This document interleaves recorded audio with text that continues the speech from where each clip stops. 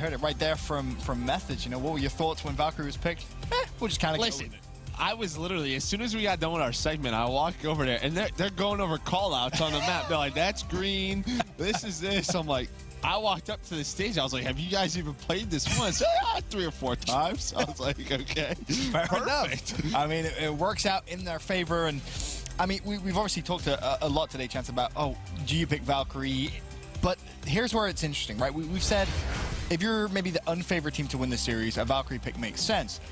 TK had our den wide open that they could have picked, and they didn't pick it, and they picked Valkyrie. Is that going to bite them in the butt, you think, now? Well, obviously, they got 3-0. I mean, big picture.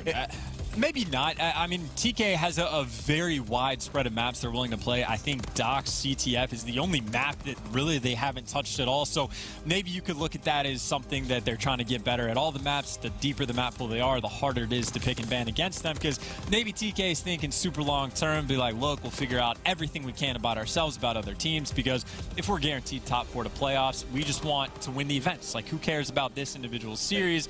Maybe it's a long-term thing. I don't think that's the case specifically for this, but maybe there's something to it. They wanted to beat Rise. I have no idea why they didn't pick Force. I don't know why. You could practice Valkyrie after the matches. I don't understand why they wouldn't play Force. It makes no sense to me. That's their best hardpoint map. I don't know what happened. Well, it makes 0 sense to me. But anyways, talking about Valkyrie, I think it played great.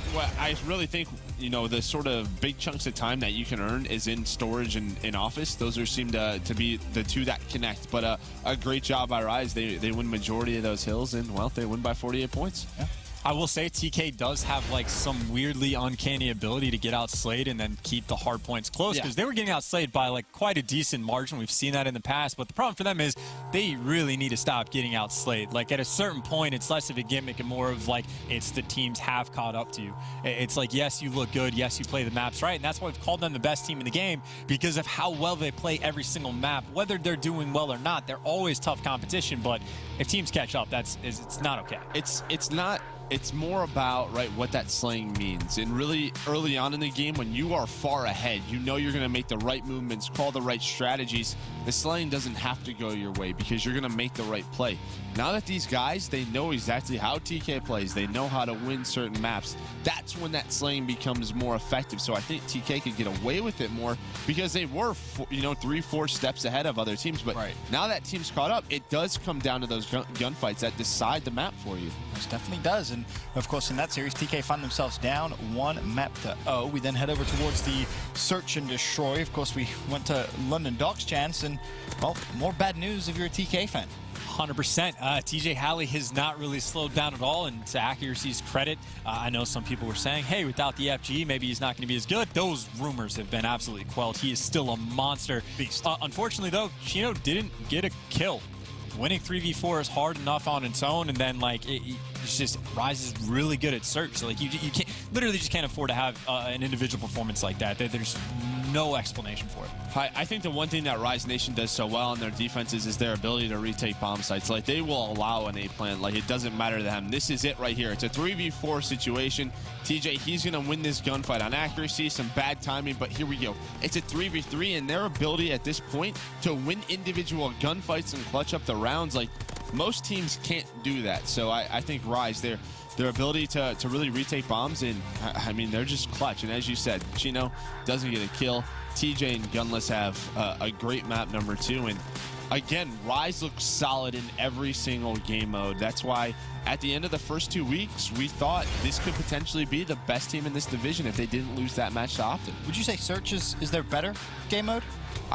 I think so, just because of the impact that TJ can have, right? Like, when you have a player that can consistently perform at that level, it's easy to say. But, I mean, even Slasher was talking about it on Twitter. Like, his issues in the past were inconsistencies in respawn, and that has seemed to go away, and that's huge for Rise Nation. Most definitely is. Of course, at that point, Rise Nation 2-0 up in the series. I want to take a look now at the CWL play of the game. It came, of course, in the capture the flag. At this point, TK's 1-0 up, and then all of a sudden, Chance, Rise Nation, they just rally back a couple of flags and take control of the game. Yeah, a lot of crazy moments from this, but this is what put Methods into the Streaks range, and of course the Streaks absolutely came into play, but just the rally cap that came in, Rise just blew the game open to a certain degree. But again, it was the streaks that kind of saved the flag for him, right? Like, Methods literally returned the flag when he's like in his fighter pilot. So impressive stuff overall. It was nice to get the strike back as TK beat him on that map last time around. Or actually, no. That's not true. They haven't played that map together. Either way, though, they get the CTF once again. They've done it twice now against TK. So it's the map for him, man. Yeah, of course, it was a reverse sweep last time. This time, a 3-0 victory for Rise Nation. And they're going to feel very, very confident now as they look at the rest of the teams that they're going to have to face. Of course, you heard Method excited to play against Optic Gaming later on in the week. And I think that series is potentially for #1 in the group now. Yeah, it definitely is. I mean, it really just comes down to we're going to have a glimpse of Optic and their status. But, I mean, if you go back and watch that, the first series they played in the first couple of weeks, it was very close. Rise felt like they should have won that match. So it's going to be a good one because it feels like Rise continues to excel.